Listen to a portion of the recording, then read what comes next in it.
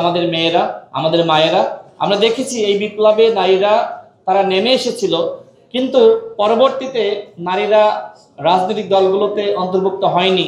আমাদের দল গণ অধিকার পরিষদ, আমরা চেষ্টা করি সেখানে আসলে ওমেন ফ্রেন্ডলি পরিবেশ রয়েছে। তারপরে অন্যান্য দলেও দেখেন, বড় দলগুলোতেও দেখেন, নারীরা আসলে বাংলাদেশে নানান কারণে রাজনীতি করতে চায় না। নারীদের জন্য কিভাবে আসলে রাজনৈতিক পরিবেশ আরো বেশি স্মুথ করা যায় সে ব্যাপারে আমাদের সবাইকে ভাবতে হবে। সবাইকে ধন্যবাদ। আসসালামু আলাইকুম।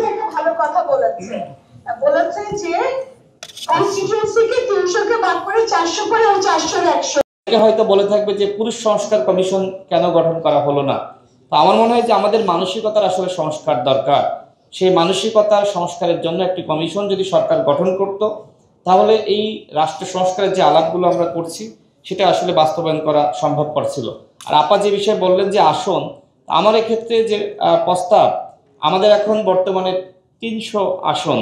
তো সেক্ষেত্রে এই আসনের পরিধি যদি 400 করা যায় এবং এই 400-র মধ্য থেকে নারীদেরকে 25%, অর্থাৎ 100 আসন বরাদ্দ দেওয়া যায় এবং এই বরাদ্দ দলগুলো দিবে, সেক্ষেত্রে আর নারী পুরুষের বৈষম্য যে কথাগুলো বা সংরক্ষিত আসন সেই বিষয়গুলো থাকে না। এখানে যেহেতু অনেকগুলো দল আছেন, আপনারা ভাববেন আমার যে মতামত সেটি হলো যে আসন সংখ্যা 400 করা এবং নারীদেরকে 100 আসন দল থেকে বরাদ্দ করা।